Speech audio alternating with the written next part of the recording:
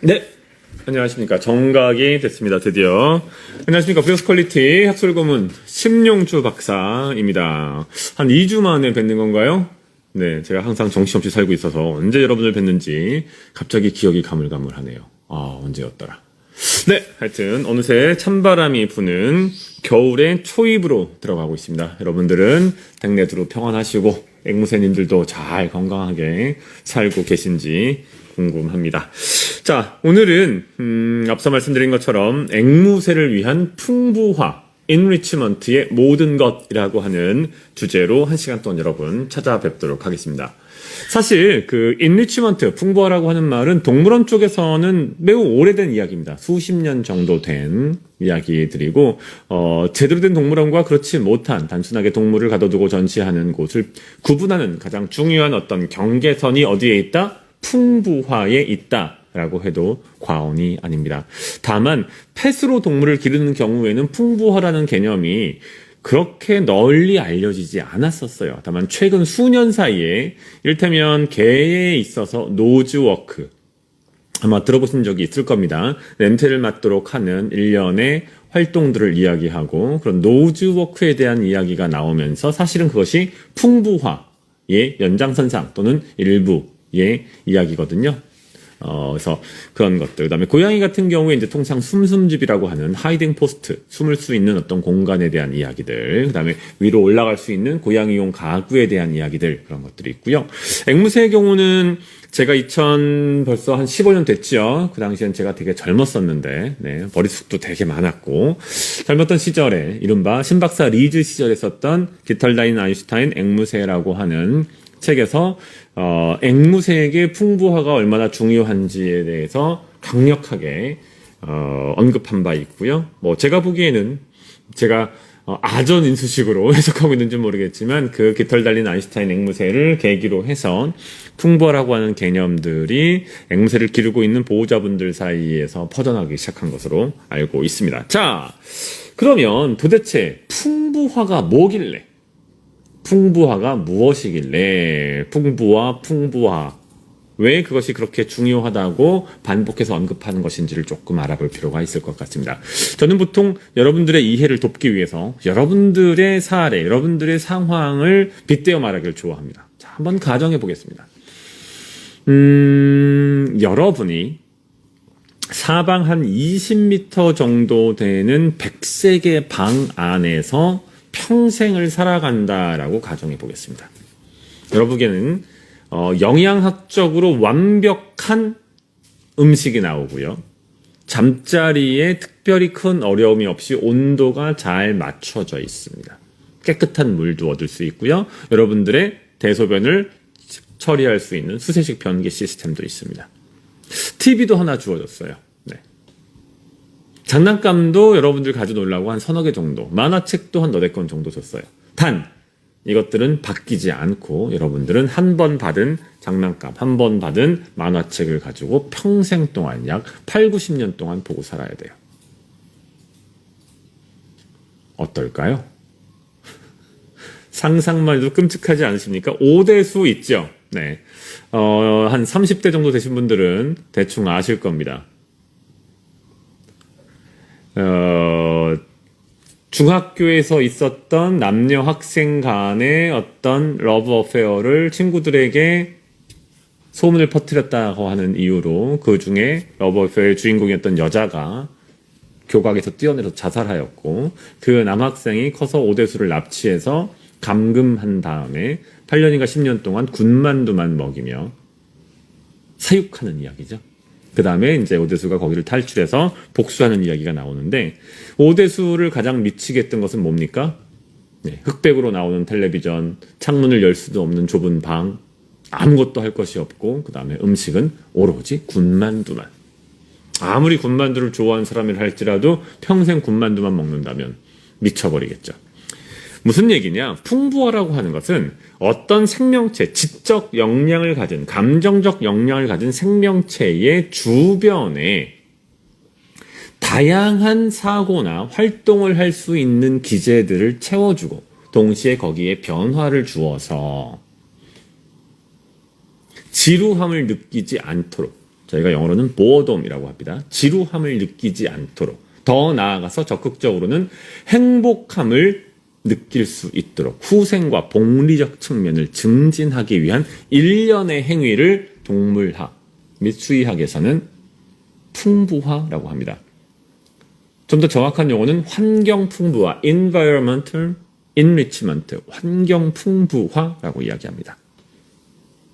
과거에는 이런 개념이 그렇게 중요하지 않았어요. 우리가 인꼬를 기르거나 사랑행무라고 하죠. 사랑행무나 모란행무, 왕관행무를 기르거나 또는 십자매, 문조, 카나리아 이런 종류의 소형 동물들, 조류들을 기르면서 작게는 30cm, 30cm, 30cm짜리 새장에도 길렀고요. 기껏 해봤자 통상 우리가 70장, 80장이라고 불리우는 날림장에서 길렀고요. 그 안에 별도의 장난감이라고 부를 만한 것을 거의 넣지 않은 상태에서 5년, 10년, 15년씩 평생을 길렀어요. 과거에는 그러하였습니다. 그런데 그렇게 동물들을 기르다 보니 무언가 이상한 일들이 자꾸 벌어지는 거예요. 면역계통이 약해져서 이를테면 호흡기 계통의 질병에 쉽게 노출된다든지 유조의 폐사율이 높아진다든지 또는 털을 뽑는다든지 기타 등등등 여러 가지 복잡한 일반적으로 야생에서 경험하기 힘든 부작용들이 문제들이 발생하는 거예요. 그럼 그것의 문제의 원인이 무엇일까를 따져보다 보니 앵무새들 대부분이 평생 동안 아주 지루한 삶을 살고 있다는 것을 깨닫게 된 거죠. 그럼 삶이 조금 더 풍요로워진다면 장난감을 넣어주거나 먹이가 바뀌거나 또는 야외에 접근하는 등등등 환경이 복잡다단해지고 할 일이 늘어나게 되면 이런 문제가 줄어들었다는 거죠. 연구를 해봤더니. 거기에서 그렇다라고 하면 풍부화라고 하는 개념이 조류에게 있어서 아주 중요하구나 라는 깨달음을 얻게 된 거죠. 그 다음부터 이제 무엇이 나왔어요? 다양한 장난감류가 세상에 선보이기 시작합니다. 특히 조류 같은 경우에는 발도 있고 날개도 있지만 부리가, 앵무류의 경우는 특히나 부리가 사람의 손과 같은 역할을 합니다.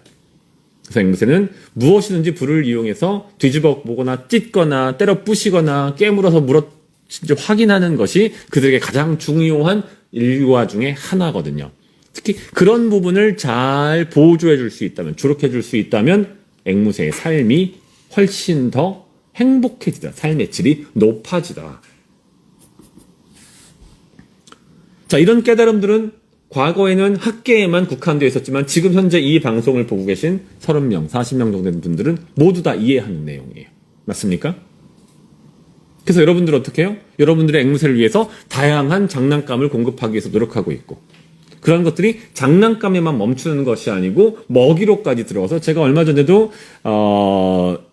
앵무새, 앵페스타에 가서 봤더니 저와 상담했던 많은 분들이 현재 먹이를 어떻게 주고 계시냐고 물어봤더니 다양한 펠릿, 적게는 2-3가지에서 많게는 6-7가지의 펠릿 사료들을 섞어서 먹이고 있다는 말씀을 하시더라고요. 저는 되게 크게 고무됐어요. 물론 그 방식이 적절하다고 보는 데에는 제한이 있지만 최소한 현재 앵무새를 기르고 있는 많은 분들, 적지 않은 분들이 앵무새의 삶의 질을 높이기 위해서 노력하고 있다는 사실이 저를 되게 흥분시켰어요.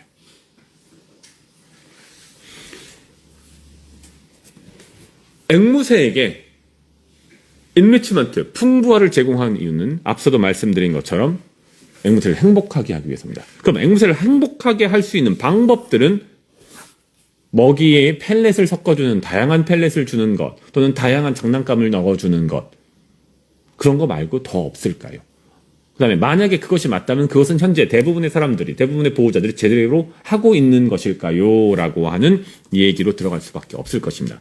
그 전에 우리는 야생의 앵무새들은 어떤 삶을 살고 있는지 먼저 확인할 필요가 있습니다. 우리가 풍부화를 하는 이유는 보호돔, 지루함을 개선하기 위해서라고 분명히 말씀드렸습니다. 그러면 야생의 앵무새들은 지루함을 느끼지 않는지, 야생의 앵무새는 어떠한 정도의 활동 수준을 갖고 있기 때문에 특별히 문제가 되지 않는지 등등을 확인할 필요가 있겠죠. 그래서 풍부화에 대한 세부적인 이야기로 들어가기 전에 먼저 야생개체의 이야기를 잠깐 해보려고 합니다.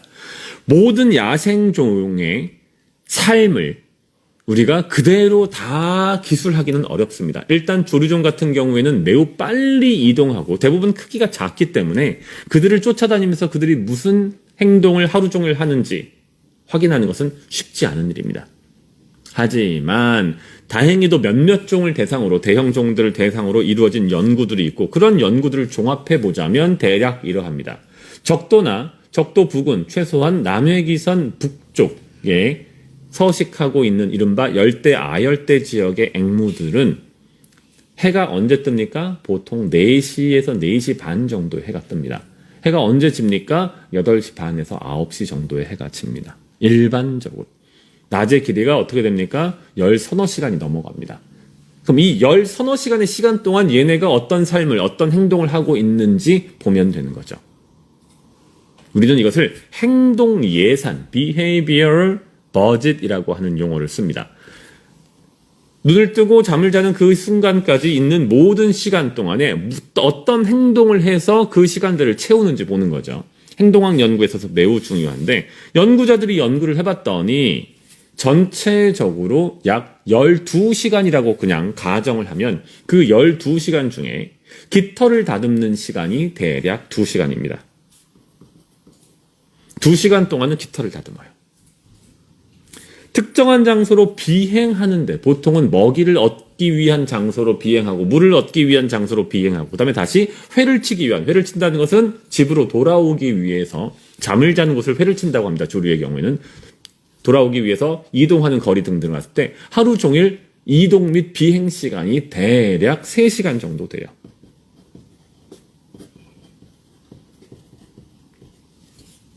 나머지는 먹이를 찾고 먹이를 먹는 시간이 대략 2-3시간 정도 돼요. 그럼 어떻습니까? 이것들을 합치면 이미 7시간 가까이 되죠.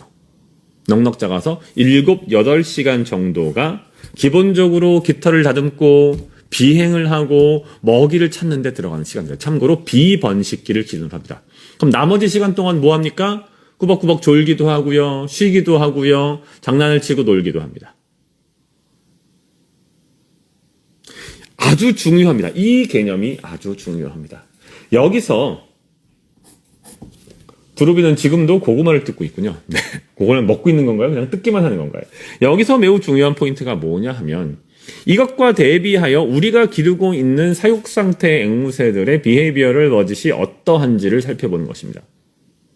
한번 여기다가 적어줘 보세요. 여러분들이 기르고 있는 앵무새들은 하루 종일 무엇을 하는지 한번 간략하게 적어줘 보십시오. 몇 시간 동안 뭘 하고 몇 시간 동안 뭘 하고 몇 시간 동안 뭘 하는지. 네. 가장 상세하게 적어주신 분에게는 오늘 제가 퀴즈를 2명을 선발할 건데요. 한 명은 지금 여기에 여러분들의 앵무새가 하루 종일 무엇을 하고 있는지 상세하게 적어주신 분 중에서 가장 정확하게 또는 정교하게 적어주신 분 한 분을 선정해서 선물을 드리도록 하겠습니다. 참고로 선물은 지금 보시는 이 앞쪽에 되어 있는 포레깅 세트, 선물은 이거군요. 네, 선물은, 네. 요것을 선물로 드릴 예정입니다. 포레깅 세트에 들어가는 밀집입니다. 네. 자. 아마도 모르긴 몰라도 여러분이 기르고 있는 앵무새들은 야생에 있는 앵무새들과 비교했을 때 몇 가지에 있어서 현격한 차이가 있을 겁니다. 네. 사육 상태에서 우리가 기르고 있는 앵무새들은 일반적으로 야생 상태에서는 보이지 않는 몇 가지 문제 행동을 보이는 것으로 널리 알려져 있습니다. 이른바 feeder, destruction, behavior, 깃털 파괴 행동이라고 굳이 번역하다면 또는 깃털 훼손 행동이라고 번역할 수 있습니다. 한마디로 우리는 보통 자해라고 하는데요. 정확하게는 자해하고는 약간 다르고요. 수의학적으로 또는 수의행동학적으로는 FDB, 네, Feeder Destruction Behavior라고 칭합니다. 그런 행동들에 대해서 수많은 원인이 논의되고 있지만 그 논의되고 있는 이유들 중에서 일반적으로 가장 큰 문제로 인식되는 것은 무엇이다? 바로 지루함입니다. 사육 상태에서 길러지는 대부분의 새들이 야생개체보다는 할 일이 별로 없기 때문에 행동이 단순해지고 그런 과정에서 큰 지루함을 느끼고 그 지루함이 깃털에 대한 훼손 행동으로 이어진다는 것입니다. 자, 우리가 풍부화를 한다고 했는데 그 풍부화는 결국은 무엇이냐 하면 야생 상태에 있는 새들과 비슷한 환경을 제공하고 비슷한 행동을 할 수 있도록 해주는 것이 풍부화의 최종적인 목적입니다. 네. 혹시 여기에 시간 단위까지 만약에 적을 수 있으시면 더 큰 도움이 될 것 같습니다. 그런 분들까지 제가 있으면 그분을 제가 선정하겠습니다. 몇 시간 동안 뭘 하고, 몇 시간 동안 뭘 하고, 몇 시간 동안 뭐 하고. 자, 풍부화. 야생에서는 어떻게 살고 있는데 사육 상태에서는 어떠하고 그런 이유 때문에 지루함을 느끼고 그런 지루함 때문에 풍부화를 환경에 있어서의 어떤 변화 또는 놀이거리를 주는 것이 동물의 앵무새의 삶을 개선한다고 제가 말씀드렸습니다.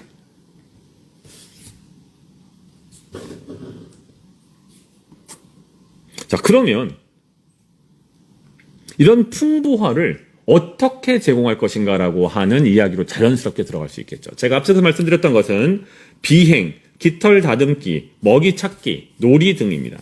자, 일단 깃털 다듬기 부분은 풍부화랑은 사실은 아주 직접적인 관련이 없는 것처럼 보여요. 깃털 다듬기를 잘 하도록 하기 위해서 우리가 부가적으로 뭘 더 해줄 만한 것이 없어 보여요. 그렇습니까? 그런데 사실은 그렇지 않아요. 깃털 다듬기라고 하는 행위는 어떻게 이루어지냐 하면 잘 보시면 일단 왜 깃털을 다듬어야 되는지까지 먼저 말씀을 드리면 깃털이라고 하는 것은 어떻습니까? 한 번 나면 그 상태를 계속 유지하는 게 아니고 시간이 흐름에 따라서 흐트러지기도 하고 또는 마모돼서 부서지기도 합니다. 동시에 깃털이 자라나는 과정에서 그 깃털의 기촉을 케라틴으로 되어 있는 깃털 껍질이 보호하고 있어요. 성장하면서 이 깃털 껍질은 자연스럽게 떨어져 나가기도 하지만 특수한 일단 머리 정수리 같은 곳에 있는 것들은 제대로 떨어지지 않기 때문에 특정한 상황에서 머리를 스스로 긁거나 또는 동료들이 정리를 해서 그 깃털을 감싸고 있는 빨대 같은 껍데기를 제거해줘야 돼요. 특정한 상황에서 깃털이 오염되었다라고 하면 그 깃털의 오염 부위는 오염을 제거하고 다시 잘 정리해서 비행하거나 또는 보온하는 데 있어서 무리가 없도록 해줘야 돼요. 이 모든 것들은 사실 어떤 상황에서 가능하냐라고 하면 적절한 습도, 그 다음에 적절한 수준의 샤워가 가능할 때에만 유지될 수 있어요. 예를 들어서 여러분의 뺨에 무언가 기름 같은 게 묻었어요. 어떤 음식을 먹다가 여기 뻘겋게 뭐가 짜장면 같은 게 묻었어요. 그런데 휴지도 없어요. 비누도 없어요. 물도 없어요. 그럼 어떻게 되겠습니까? 손으로 아무리 닦는다고 해도 그 기름이 제대로 지워지지 않겠죠. 그럼 그 기름을 지우기 위해서 계속 문지르다가 어떻게 됐습니까? 피부에 생채기가 나거나 피부에 염증이 발생할 수 있겠죠. 똑같다는 거예요. 일반적으로 우리가 기르고 있는 대부분의 앵무새들은 하루에 최소 한두 번 정도 열대성 스콜이 내리거나 또는 비바람이 부는 그런 지역에서 왔어요. 근데 여러분들은 소형 앵무의 경우는 조금 상황이 다르겠지만 중대형 앵무를 놓고 봤을 때 그 정도로 샤워를 자주 할 수 있는 기회를 주지 않는 편이에요. 특히 겨울에는 춥다고 하는 이유로 아예 샤워를 못하게 하도록 막는 경우도 생겨요. 그럼 어떡합니까? 앵무새 입장에서는 깃털이 제대로 다듬어지지 않는 찝찝한 상황이 수일, 수개월간 지속되게 되는 거예요. 그럼 그런 것들은 무엇으로 이어지겠습니까? 깃털을 훼손하는 행위, FDB로 이어질 수 있겠죠. 여러분들은 환경 풍부화 또는 풍부화, 행동 풍부화 다 비슷한 얘기입니다. 라고 했을 때 무언가를 제공해주는 어떤 유형의 물질을 주는 것만 생각하는데 그것으로 끝나는 것이 아니라는 거죠. 당연히 유형의 물질을 줄 수도 있지만 샤워 스프레이를 해주는 것만으로도 또는 수반같이 넓은 미온수를 제공해주는 것만으로도 그 앵무새에게 있어서는 풍부화적으로 엄청난 효과가 있습니다. 자, 깃털 말씀드렸습니다. 비행 말씀드리겠습니다. 우리가 보통 이런저런 사유 때문에 어쩔 수 없이 케이지 안에서 기르게 되는데 그 케이지의 형태나 또는 그 케이지가 놓여있는 위치, 그 케이지의 높이 또는 그 케이지 내부에 실제로 비행에 쓸 수 있는 공간이 조류라고 하는 종의 특성에 맞지 않는 경우가 매우 많아요. 네, 상세히 많이 적어주고 계시네요. 네, 네. 제가 지금 20분인데 한 5분만, 25분까지만 받아보겠습니다. 그래서 그 중에서 가장 잘 적어주신 분 한 분 골라서 방금 보여드렸던 요 뜨뜻 포레깅에 들어가는 충진제 선물로 드리도록 하겠습니다. 일반적으로 가장 잘못된 것이 무엇이냐라고 하면 세 장이 세로 형태로 되어 있는 세 장이에요. 이를테면 세 장이 이런 식으로 생긴 거예요. 이해가 되시죠? 그럼 새는 어떻게 있어요? 여기 이렇게 있어요. 이 새는 날개를 필 수는 있겠지만 비행을 할 수는 없죠. 또는 날개를 아예 펼치지도 못하고 반 정도만 펼칠 수밖에 없는 상황이 될 수도 있겠죠. 또는 비행이 아니라 기껏해야 공중공중 뛰어다니는 정도의 수준밖에 안 될 수 있겠죠. 어떤 분들은 잘 하셔서 옆으로 긴 새장을 마련해 주시기도 하세요. 물론 국내에서 옆으로 긴 중대형 앵무용 새장을 구하는 것은 거의 불가능합니다. 기껏해야 70장 정도의 왕관앵무 크기의 앵무새들이 조금 비행할 수 있는 정도가 다겠죠. 그런데 여기서 문제가 하나 있어요. 제가 과거에 방송에 한참 나갈 때 보면 제가 찾아간 보호자분들의 대부분의 새장은 그 안에 너줄너줄 걸려있는 이른바 장난감들로 꽉 차 있어요. 실제로 그 안에 머리를 집어넣고 새의 입장에서 보면 비행할 수 있는 경로가 전혀 없어요. 잘못 비행하다가 날개 부러지게 따갈 맞아요. 그러면 제가 말씀드렸어요. 앵무새에게는 하루에 거의 3시간 가까운 비행 시간들이 일반적으로 있는데 비행 자체가 불가능해지는 거예요. 물론 보호자가 잘 관리하고 있는 상황에서, 감독하고 있는 상황에서 밖으로 나와서 비행할 수도 있겠죠. 그런 새들의 경우에는 오케이. 근데 그렇지 않은 경우에는 하루 종일 그 새장 안에만 있게 되면 비행이 매우 어려운데 그 새장의 형태조차도 세로로 되어 있거나 또는 설사 가로로 되어 있더라도 거기에 수많은 장난감들로 공간을 꽉 차지하고 있다라고 하면 새의 입장에서는 아무런 의미가 없는 공간이 되는 거죠. 공간에 대한 부분도 매우 중요합니다. 다음으로 아주 중요한 부분은 무엇이다? 먹이와 관련되는 것입니다.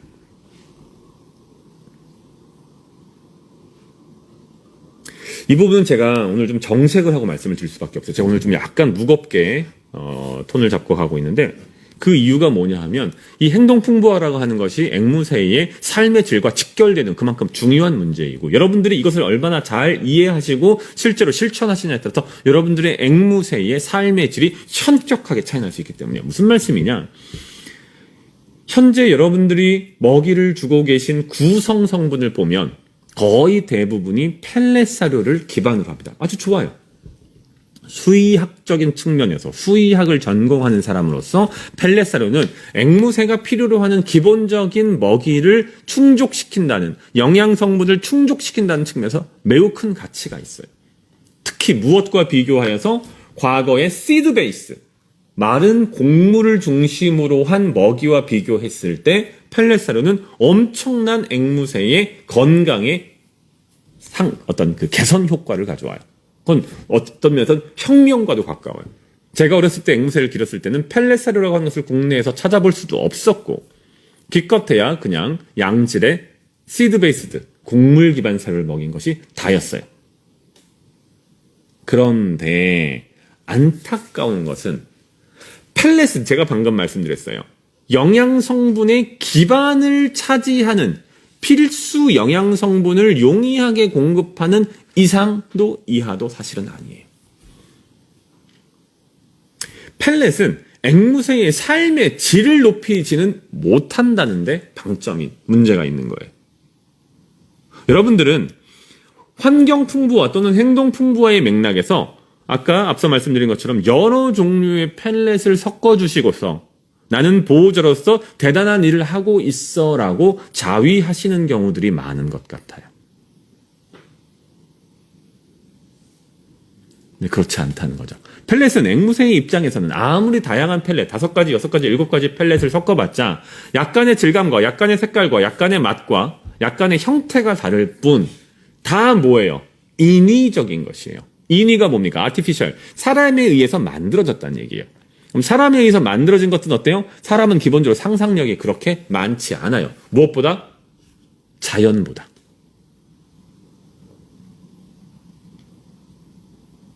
그러면 지루함이라고 하는 측면을 놓고 봤을 때 다양한 먹이를 주는 것이 앵무새의 지루함을 없애는 데 큰 도움이 되는데 펠렛은 거기에는 도움이 되지 못한다는 거죠.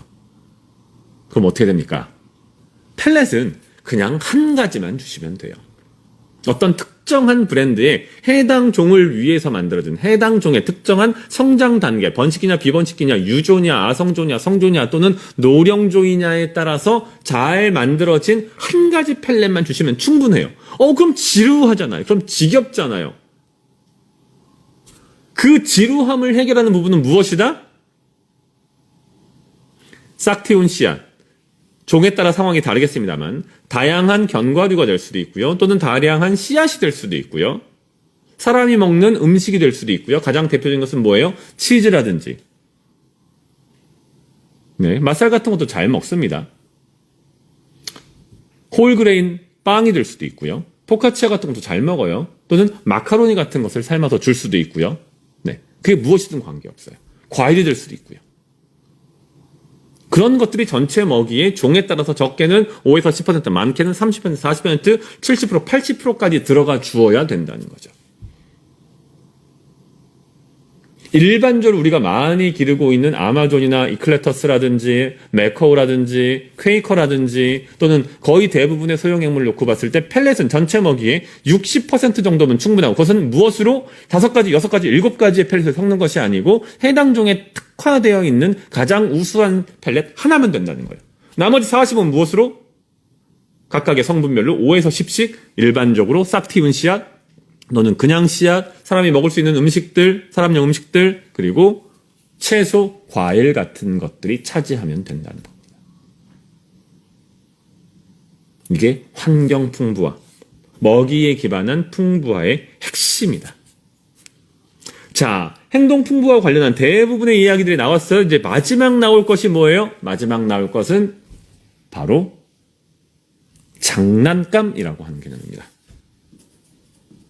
제가 이번에 앵페스타에 가서 깜짝 놀랐어요.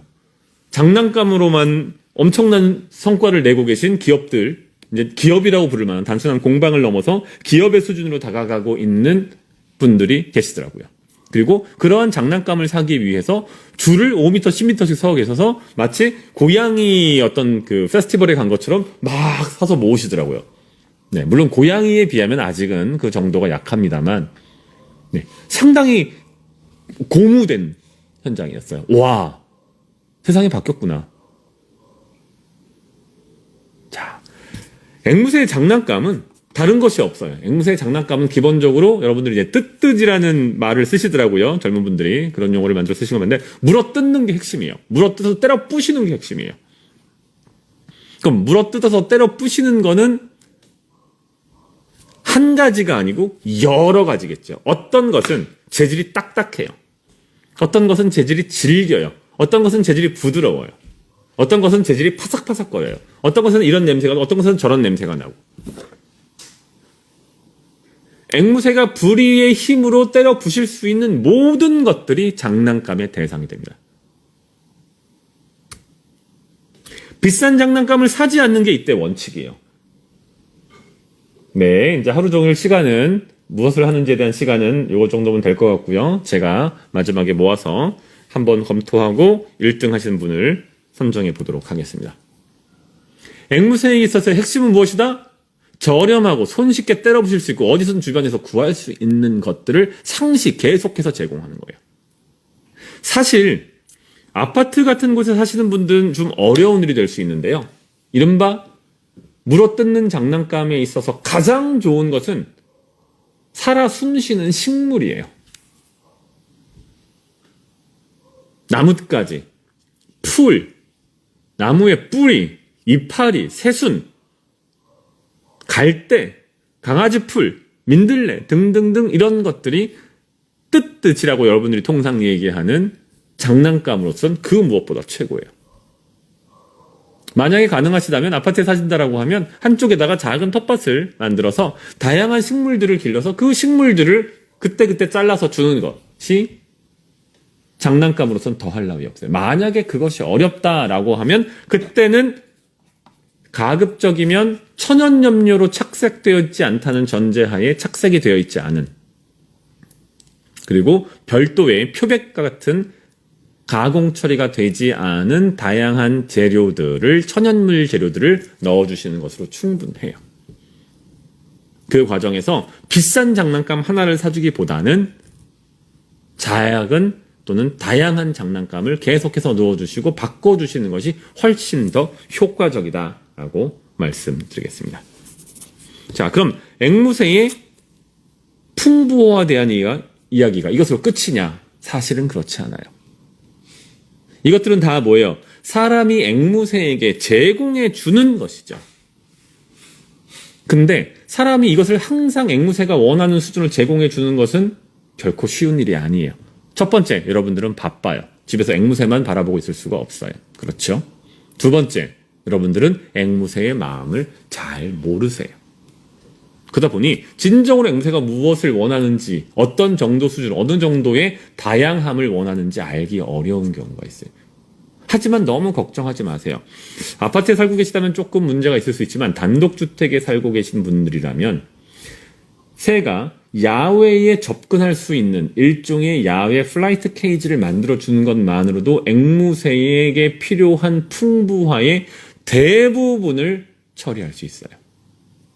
무슨 말씀이냐? 외기, 아웃도어에 그대로 노출되어 있는 앵무새들은 어떻습니까? 해가 뜨고 해가 지는 것, 밤에 달무리가 생기는 것, 안개가 끼는 것, 비가 오는 것, 눈이 내리는 것, 바람이 부는 것, 온도가 높아졌다 낮아지는 것 등등등, 서리가 내리는 것과 같은 다양한 기후 환경, 기후를 느낄 수가 있어요. 경험할 수 있어요. 그 기후 자체는 어때요?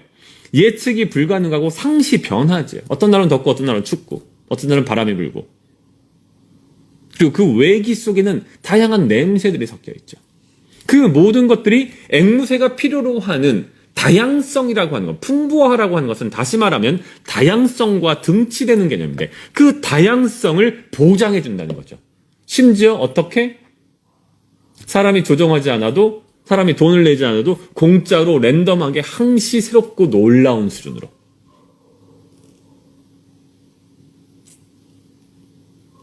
인간은 자연을 넘어설 수 없지요, 여전히. 넘어서는 것처럼 보이지만 지진 한 번 나면 수많은 사람들이 한 번에 쓸려 나가죠. 네. 홍수가 한 번 나면 수많은 집과 엄청난 빌딩들도 무용지물이 되죠. 자연의 힘은 놀랍습니다. 그 자연의 힘은 앵무새의 풍부화에 있어서도 결코 다른 이야기가 아닙니다. 앵무새가 야외에 접근할 수 있는, 우리는 겨울이라고 하면 앵무새를 자꾸 꽁꽁 싸기만 하려고 그래요. 맨날 질문이 올라와요. 저는 베란다에서 앵무새를 키우는데 겨울에 너무 춥지 않을까 걱정돼요. 어떻게 하면 될까요? 비닐로 싸서 이렇게 했는데 열전구도 달았는데 이 정도면 충분할까요? 대부분의 앵무새는 그 베란다에 물이 어는 정도가 아니라면 한쪽에 히팅램프만 있으면 얼마든지 견딜 수 있어요. 오히려 자기가 원할 때 바깥을 조금이라도 볼 수 있는 환경을 보장해 주는 것이 앵무새의 삶의 질을 훨씬 더 높여줍니다. 추우면 스스로 들어와서 쉘터와 같이 몸을 녹이고 감출 수 있는 공간만 마련되면 돼요. 자, 그럼 어느 정도 수준으로 해줄 것이냐? 어려운 문제예요. 어느 정도 수준이냐라고 하면 우리가 보통 이런 얘기해요. 서울대 가려면 공부 얼마큼 해야 돼요? 그럼 우리는 얘기하죠. 죽도록 하세요. 끝이 없다는 얘기예요. 여러분들의 삶을 한번 생각해 보세요. 여러분들의 지적 능력과 앵무새의 지적 능력 사이에 여러분들은 현격한 차이가 있다라고 생각하시겠지만 사실 별 차이가 없을 수 있어요. 심지어 감정적 능력은 여러분이나 여러분 앵무새나 정말 별다른 차이가 없을 가능성이 높아요. 2차 감정과 1차 감정이라는 개념들이 있어요. 1차 감정은 기쁨, 슬픔, 이를테면 호기심, 그 다음에 열정 등등등 이런 것들이고요. 2차 감정은 명예욕 이런 것인데 최소한 1차 감정에 있어서 대부분의 앵무새는 사람과 거의 같아요. 매우 정교한 감정 체계를 가지고 있어요. 이유는 단순해요. 집단 생활을 해왔기 때문이에요. 집단 생활을 하는 대부분의 동물들은 커뮤니케이션 능력이 있고요. 지적으로나 감정적으로 매우 고도로 발달하게 돼요. 그렇지 않으면 그 집단을 유지할 수 없기 때문에. 그럼 여러분이 기르고 있는 앵무새의 지적 능력이나 감정적 능력이 여러분들이 무시할 수 있는 수준이 아니라고 생각하는 순간 그러면 여러분들은 앵무새에게 얼마나 해줘야 될지, 얼마나 다양하게, 얼마나 많은 돈을 돈 얘기는 아닙니다만, 무엇으로 이해할 수 있을까? 그러니까 여러분 스스로를 생각해보면 앵무새에게 무엇을 해줘야 되는지 알게 돼요. 제가 보통 많이 듣는 얘기가 박사님 좋은 사료를 먹이고 있으니까 좋은 먹이를 먹이고 있으니까 됐겠죠? 충분하겠죠? 여러분들 만약에 한우 툭불 등심을 매일 먹어보세요. 한 달만 드셔보세요. 라면 드시고 싶을걸요? 네. 라면도 먹을 수 있고 누룽밥도 먹을 수 있고 붕어빵도 먹고 파리바게뜨 가서 빵도 하나 사 먹고 이런 것들과 하루 종일 1년 365일 툭불 등심만 먹는 것을 비교하라 그러면 대부분의 사람은 네, 첫 번째 다양한 것을 먹는 것을 더 좋아할 거예요. 근데 그 다양성의 끝이 어디냐? 그 끝은 없다는 거죠. 여러분이 할 수 있는 최대한을 해주는 것이 맞다라는 거죠.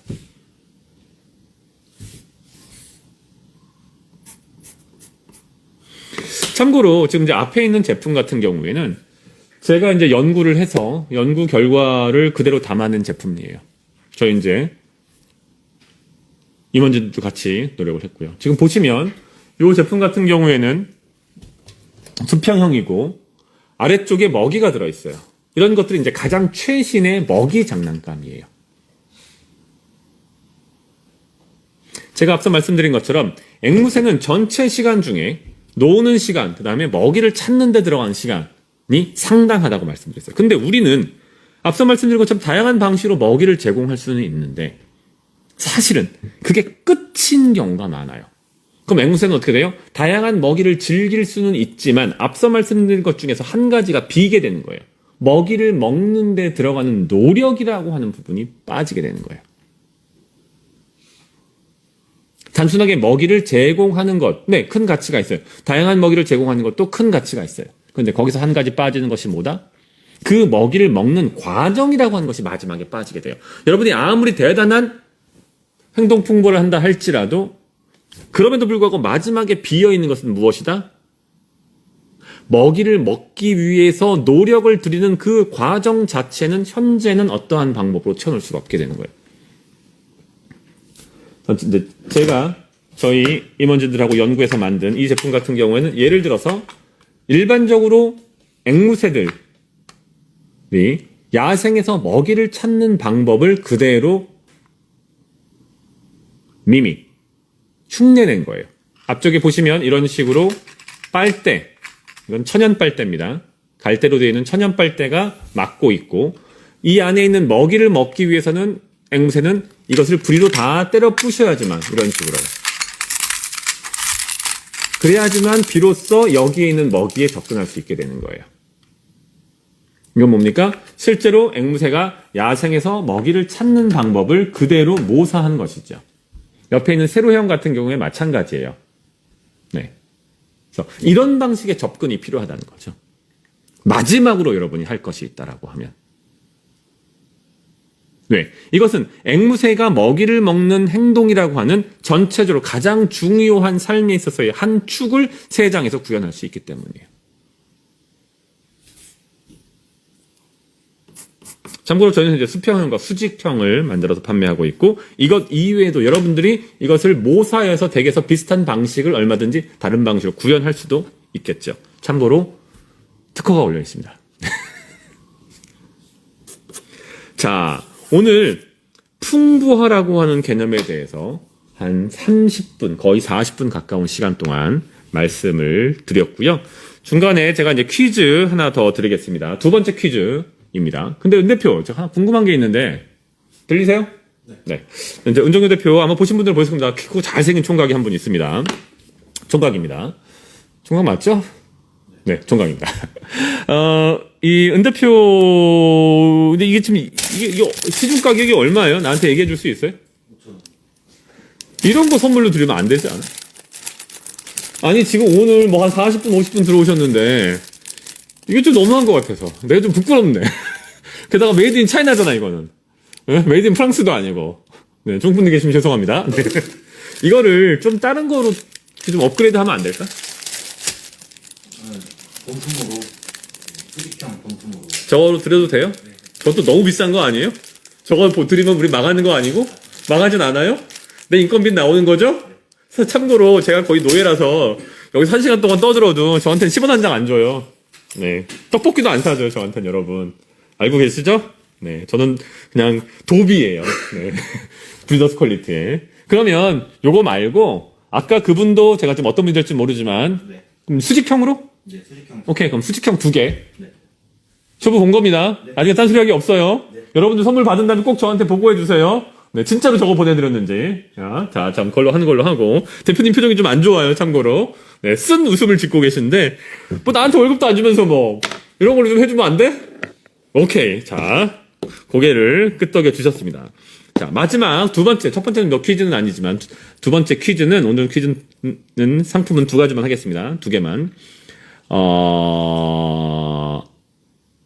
앵무새의 종을 알아맞히는 거고요. 되게 쉽게 맞히실 수 있을 것 같아서 저는 이 종의 학명을 먼저 적어주시는 분에게 선물을 드리겠습니다. 그냥 한글로 적으면 다 할 수 있지. 빌더스 퀄리티 오셔서 수업 들으시는 분들, 강의 들으시는 분들은. 자, 뭐냐 하면 뉴질랜드 원산의 대형 앵무새로 최근 막스 프랑크 연구소를 비롯한 인지과학연구소에서 회색앵무만큼이나 널리 실험에 동원되고 있는 앵무새의 학명을 적어주세요. 네, 학명을 적어주세요. 제일 먼저 정확하게 적어주시는 분만. 네. 뭐게 말씀이 없으세요? 네. 아니요, 학명을 영어로 라틴어로 적어주셔야 됩니다. 학명을 라틴어로 적어주셔야 됩니다. 자, 이게 오늘의 퀴즈입니다. 이클레터스 로라투스는 일단 한글로 적어주셔서, 네. 그다음에 이 종은 아닙니다. 네, 이 종은 아닙니다. 제가 분명히 뉴질랜드 원산이라고 말씀드렸습니다. 암수의 색깔이 똑같아요. 암수의 색깔이 똑같아요.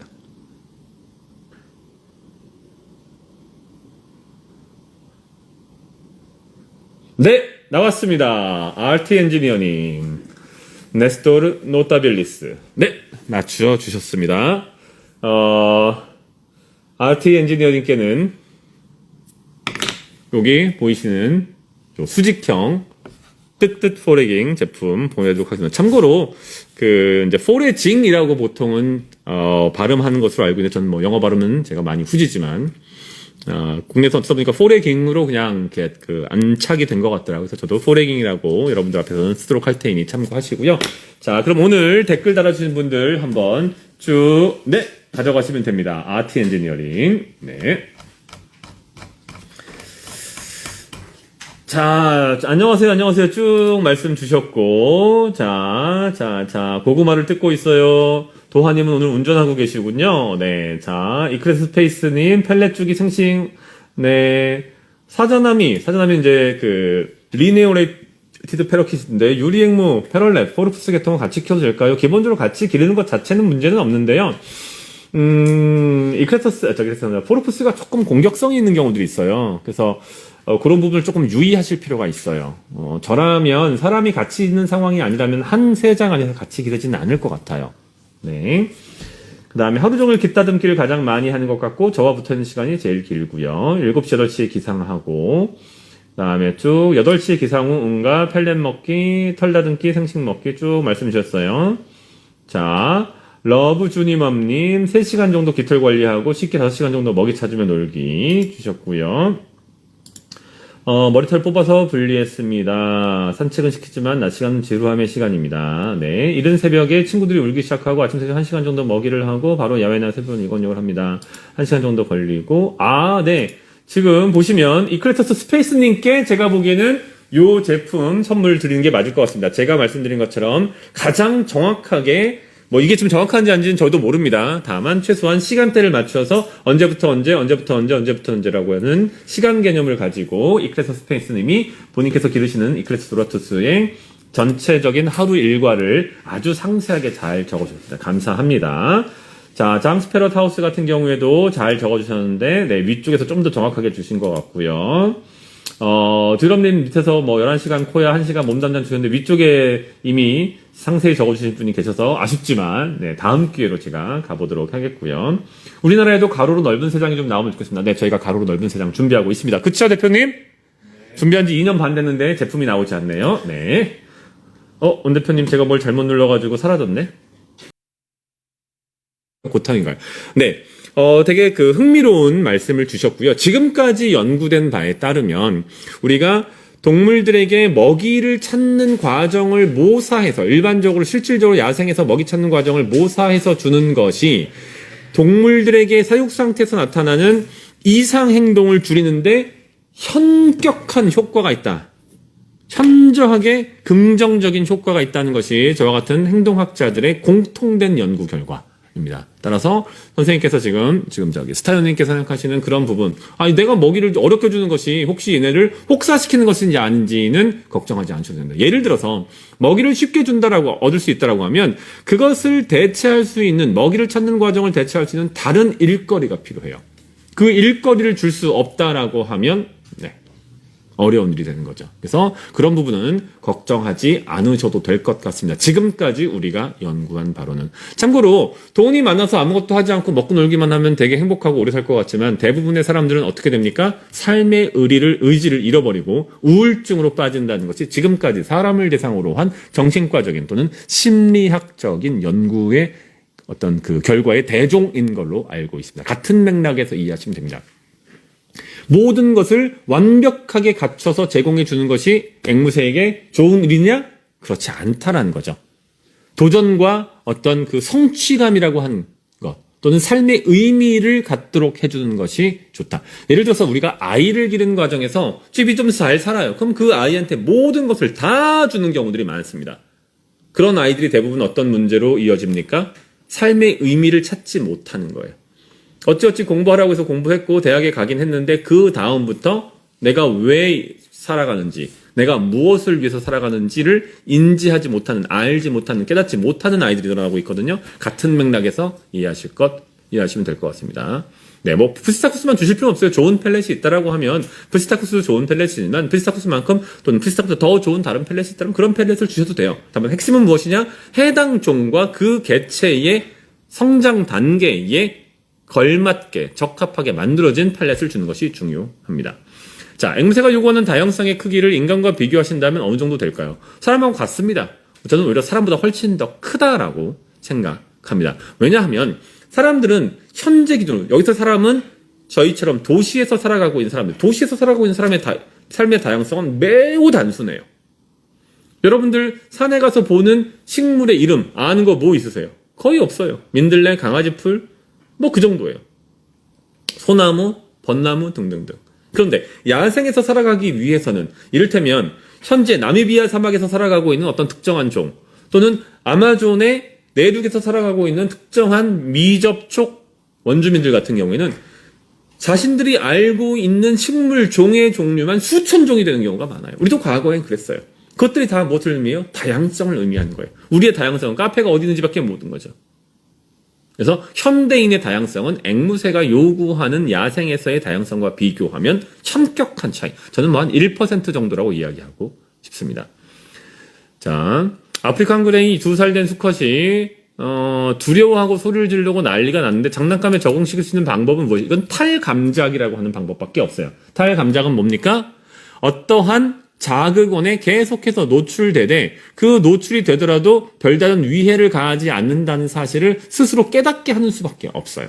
이를테면 하루에 1분 정도 노출시켜주고 그 다음엔 5분 노출시켜주고 그 다음엔 1시간 노출시켜주고 그 다음엔 계속 보게 한다든지 또는 그 과정에서 긍정 강화라고 하는 방법을 이용해서 포지티브 스트렝스닝이라고 하는데 또는 인포스먼트라고도 하고요.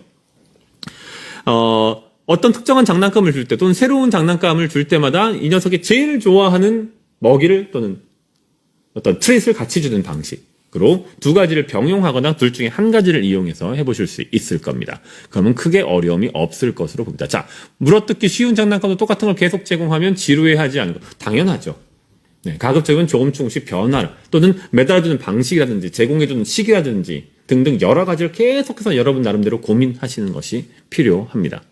제일 좋은 것은 항상 자연에서 얻을 수 있는 것이 가장 좋다. 화단에 심어뒀던 사과나무가 사라졌습니다. 이건 무슨 말인가요? 다 뜯어가지고 혹시 주신 건가요? 네. 쉘터 내부에 자라는 허브류나 갈 때도 친구들이 어떻게 뜯어보고, 네, 맞습니다. 맞습니다. 자, 야채 과일을 매달아서 뭐 아주 좋습니다. 네. 이 제품 자체는 사실은 꽤 오래된 제품이에요. 이거는 벌써 20, 30년 전부터 나왔던 제품이긴 한데, 이런 것들 좋고요. 그 다음에 펠렛은 종에 맞춰서 한 가지만 주라고 말씀하셨는데 그럼 소형 행무에 맞춰진 펠렛 2가지를 한 종류씩 이런 것도 별 의미는 없어요. 뭐 그렇게 하셔도 관계는 없는데 그 자체는 사실은 거의 의미가 없어요. 거기에서 우리가 얻을 수 있는 것은 먹이를 통한 풍부화가 목적하는 바에 저는 5에서 10%도 달성하지 못한다고 말해요. 그런 방식은. 그것은 하셔도 되지만 하시는 것을 통해서 어떤 의미는 도출하기 어렵다라고 저는 이해합니다. 뭐 제가 하시는 것을 말릴 방법은 없지만 네 그렇고요. 자, 세상에서는 잘 가지고 놀지 않고 가끔 이동하는 이동장에서 장난감을 다 뜯어 평소 5시간 정도 그거는 제가 상황을 좀 더 봐야 될 것 같아요. 근데 이동장이라고 하는 공간 자체가 당연히 스트레스를 주는 공간이고 제대로 비행할 수도 없고요. 평소와 다른 할 일도 없는 공간이란 말이에요. 우리가 보통 날계란이나 삶은 계란 같은 거 잘 안 먹잖아요. 근데 기차 타면 전 너무 아저씨라서 그런가요? 삶은 계란 생각이 난단 말이에요. 과자 제가 잘 안 먹는데 운전하고 갈 때는 답답하고 심심하고 졸리니까 과자 꼭 먹거든요. 그런 맥락에서 이해할 수 있지 않을까 생각해요. 대단한 행동학이라고 하면 엄청난 학문체계이기도 하지만 동시에 누구나 행동학자가 될 수 있어요. 찬찬히 관찰하고 그 동물의 입장에서 생각한다라고 하면 누구나 우수한 행동학자가 될 수 있다라는 말씀드리고요. 네, 네, 저희 아마존도 1, 2도 정도로 따뜻한 쉘터 밖에서 그냥 자신다고. 네, 저희 마존이들은 아마존인 것 같습니다. 히터 반대편 세우고 성취감. 네. 뭐 미안해 하실 필요 없어요. 이제 아셨으니까 네, 해주시면 되는 거예요. 이런 건 저는 제가 여러분들을 혼내거나 여러분에게 무슨 지적을 하기 위해서는 게 아니고 여러분들이 앵무새하고 좀 더 행복하게 살 수 있는 방안을 저는 여러분들보다 먼저 알고 있으니 제가 더 많이 아는지는 모르겠지만 여러분들 먼저 알고 있으니 알려드리는 거예요. 네. 그것 때문에, 나는 앵무새에게 내가 잘못했네. 아니, 이제부터 잘하시면 되는 거죠. 네. 처음부터 잘한 분이 어떻습니까? 네. 대표님은 잘생겼어요. 저는 별로 잘생기지 않았는데. 네. 저희는 총각이라는 표현을 많이 씁니다. 총각이지 뭐. 네. 아재라고 할 수는 없잖아요. 뭐, 형님도 아니고. 자, 프롱이네가 많이 챙겨주신다고 하셨습니다. 네. 프롱이네가 더 많은 좋은 제품들 많이 만들어주세요. 가능하다라고 하면, 이를테면 냉장 형태로 유통이 될 수 있는 냉장 나뭇가지 같은 것들이 좀 나왔으면 좋겠어요. 마른 것들만 내보내는 것은, 앵무새 입장에서 이를테면 이렇게 보시면 돼요. 뭐가 있을까요? 과일을 주는데 그 과일은 다 냉동건조 과일이에요. 뭐 냉동건조 과일을 먹을 수도 있어요. 과일을 먹고 싶은데 그 과일을 구할 수 없으면 냉동건조 과일을 구할 수도 있죠. 하지만 항상 좋은 건 뭐예요? 생과일이죠. 맞습니까? 그러면 앵무새는 뜯어먹는 걸 좋아해요. 그럼 그 뜯어먹는 것을 갖다가 말린 것을 우리가 주고 있는데 말린 게 아니고 생과를 줄 수 있다. 그것도 되게 좋은 접근이라고 볼 수 있겠습니다. 자, 한우 뚝불 한번 사주세요. 네, 먹고 싶습니다. 박사는 별로 멋지진 않아요. 저 이제 나이가 들어가지고 머리도 빠지고 얼굴도 쭈글쭈글하고 네, 이제 슬슬 역사의 뒤안길로 사라져야 되지 않겠습니까? 자, 케하고요. 카이과 합사가 되는, 그러니까 어떤 앵무새와 합사가 되는 앵무새가 있나요? 라고 물어보시면 사실은 여기에서 저희가 드릴 수 있는 말씀은 이래요. 크기가 비슷하고 가급적이면 비슷한 분류군에 속하거나 또는 비슷한 지역에서 오서 먹이가 비슷한 개체면 좋겠습니다. 정도예요. 네. 그러면은 카익이라고 하는 종은 참고로 카익은 한국에서는 카이큐라고 쓰지만 카익은 원래 영어식 발음은 그냥 카익이에요. 또는 카이에케라고 하기도 해요. 네. 카이큐라는 말은 사실은 적확한 표현은 아닌 건 같지만 그 이크레서스를 뉴기니아라고 부르는 것보다는 훨씬 저는 낫다고 생각은 하고요. 뭐 일단 카익이라고 했을 때 그럼 카익과 합사가 가능한 종은 카익은 어디서 왔어요? 중미, 남미 지역에서 왔고요. 그럼 그 지역의 카익하고 체구가 비슷한 종들은 뭐가 있겠어요? 먹이도 비슷한 종들은 일단 피어너스라든지 네 그런 종들이 대표적이겠죠. 네 또는 몽크 패러킷 같은 경우에는 나쁘지 않을 것 같고요. 네. 기타 그런 형태의 중형종 정도라면 200에서 300g 사이에 또는 소형 메커우라든지 또는 소형 아마존들이 있겠죠. 네. 그런 알비프론이라든지 그런 종들도 같이 키울 수 있지 않을까 싶습니다. 다만 세장이 최대한 넓는 것이 좋겠죠. 자, 이제 슬슬 끝나가는데 한 5분 정도 제가 더 해보겠습니다. 박사님, 중대형 조를 펫으로 키우면서도 번식을 하는 경우가 있는데,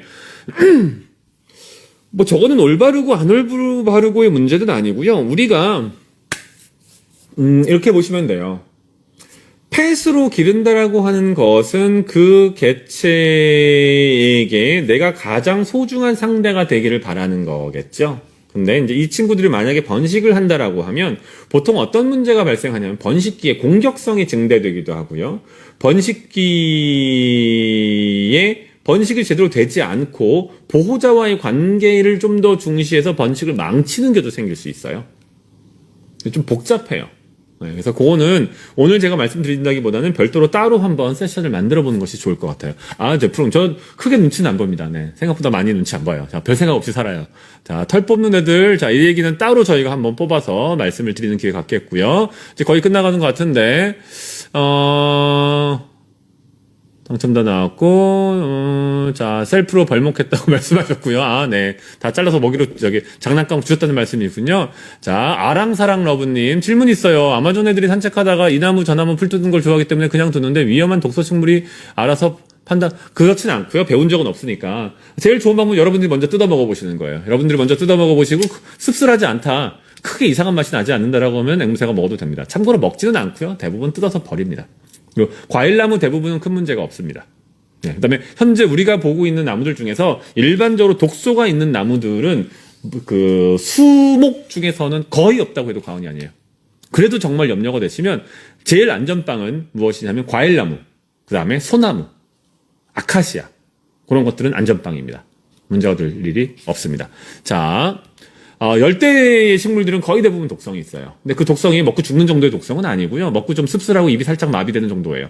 이를테면 필로덴드름이라든지 뭐 알로카시아 그런 계통들이 다 독성이 있어요. 근데 그 독성이 그 정도 뜯어먹는다고 죽지는 않아요. 실제로 필로덴드름은 독성이 있다고 알려졌지만 대부분의 조류를 전시하고 있는 공간에서는 네, 필로덴드름이나 알로카시아를 흔히 찾아볼 수 있어요. 네, 먹고 맛없으면 안 먹거든요. 자, 모란앵무 기르고 있습니다. 그릇이나, 요 마지막으로 오늘 끝내겠습니다. 모란앵무를 기르고 있습니다. 그릇이나 미네랄 블럭, 오징어 뼈 등을 자유롭게 섭취할 수 있도록 구비해두고 있는데 자꾸 화분에 있는 돌이나 흙을 먹으려고 해요. 무언가, 저거는, 제 생각으로는, 두 가지일 것 같습니다. 그 흙에 특정한 미네랄이 있을 가능성이 있어요. 네. 흙에 특정한 미네랄 성분이 있을 수 있어요. 만약에 저러하다라고 하면 뭘 주실 수 있냐 하면요. 황토 있죠? 네. 황토를 구하셔서 그 황토를 전자레인지에 뭐 1분, 2분 돌려서 그 안에 있는 그 뭐 미생물이나 아니면은 뭐 기생충의 알 같은 것들을 다 네. 이렇게 사멸시키고요. 그걸 한번 줘보세요. 네. 그것을 먹는다. 또는 사실은 이제 국내에서는 제품이 판매가 안 되는 거로 알고 있는데, 머드 계통이 있나요? 그럼 버셀라가에서 나오는 머드를 한번 줘보세요. 네. 이제 클레이죠. 클레이릭이라고 하는데 그걸 한번 줘보세요. 또는 염분이 좀 부족할 수 있어요. 여러분들이 염분에 대해서 되게 잘못된 생각을 갖고 계신데, 염분 먹으면 죽는 것처럼 생각하시는데 아니에요. 염분 필요해요. 염분 매우 중요한 필수적인 성분이에요. 네. 저처럼 뭐 신장이 하나밖에 없어가지고 염분을 많이 먹으면 골로 갈 수 있는 사람이 아닌 다음에는 염분은 꼭 필요해요. 네, 그래서 염분을 극도로 제한하려고 하지 마세요. 염분 같은 것이 필요해서 저럴 수도 있어요. 코코피트하고 흙은 다르죠. 네, 코코피트는 흙이 아닙니다. 코코피트는 코코넛의 내부에 있는 섬유질을 긁어내서 만든 것으로 흙과는 다릅니다. 자, 그러면 오늘 이 정도고 버셀라가 수입하시는 사장님이 저한테 감사 인사 좀 하셔야겠네요. 네. 전화번호 알려드릴 테니까 저한테 저기 뭐 짜장면이라도 하나 보내주세요. 그러면은 오늘 1시간 정도 이야기 나눴고요. 풍부어라고 하는 것은 마지막으로 정리하자면 우리에게 있어서 텔레비전이 있는데 그 텔레비전에서 방송이 3개밖에 안 나오던 20년 정도 전의 상황, 30년 정도 전의 상황과 같아요. TV는 한 대밖에 없어요. 그 TV에는 KBS, MBC, SBS도 나오기 전. 이라고 하면 어떻겠어요? 미치고 팔짝지고 환장해요. 하다 할 게 없어서 정말 진짜 방바닥을 굴러다녀요. 여러분의 앵무새를 그렇게 기르고 싶으세요? 네. 최소한 넷플릭스 티빙 정도는 깔아주셔야 될 거 아니에요. 맞습니까? 그 다음에 TV보다 지겨우면 나가서 팥빙수도 먹고, 팥빙수 먹다 지겨우면 빵도 먹고, 빵 먹다 지겨우면 짜장면도 먹고, 집에서 구르다가 답답하면 눈, 비 오는데 나가서 벌떡벌떡 뛰어다니기도 하고. 맞습니까? 항상 제가 드리는 말씀은 앵무새를 여러분이 사랑해서 초대한 것이지, 여러분들이 앵무새를 쥐어짜기 위해서 앵무새를 가둬놓고 채찍으로 때리고 있는 게 아니라는 거예요. 극단적인 동물권에 대한 생각을 가진 사람들이 여러분들을 대상으로 무엇이라고 얘기하냐? 야생에서 잘 살고 있는 애들은 왜 잡아와가지고 세상에 놔두고 고통스럽게 기르냐? 그런 이야기에 대해서 여러분들이 반박하기 위해서는 풍부어라고 하는 것이 무엇인지, 아까 말씀드렸던 행동 버짓이라고, 행동 예산이라고 하는 것이 무엇인지, 앵무새를 어떻게 하면 우리가 더 행복하게 하기 위해서 노력하고 있는지에 대한 이야기들을 스스로 잘 설명할 수 있고 그것을 행하고 있어야 돼요. 사실은 같은 맥락에서 들어오면 개나 고양이가 더 불쌍하고 더 힘든 삶을 살고 있어요. 구조되어서 그들의 쉘터에서 살아가고 있는 개나 고양이들 결코 행복하지 않아요. 그런 것들 여러분들이 반대로 지적할 수 있어야 돼요. 그런 날까지 저는 중단 없이 라방을 통해서 여러분들을 만나 뵙고 인사드리겠습니다. 모든 앵무새가 행복해지고 모든 앵무새 보호자분들이 그 앵무새와 더불어 더 행복한 삶을 살아가는 그날까지 브리더스 퀄리티 함께 하겠습니다. 감사합니다. 그 이클레토스 스페이스님하고 네. 안티 엔지니어님은 DM 오늘 선정되신 이클레서 스페이스님하고 안티에이징 두 분은 저희 쪽으로 DM 좀 보내주십시오. 제가 안티 엔지니어링은 누군지 알 것 같습니다. 네. 아는 분인 것 같습니다. 자, 오늘 이것으로 마치겠습니다. 오늘 상품 선정되신 분은 주소 꼭 DM으로 보내주시기 바랍니다. 행복한 저녁 되시기 바랍니다. 감사합니다.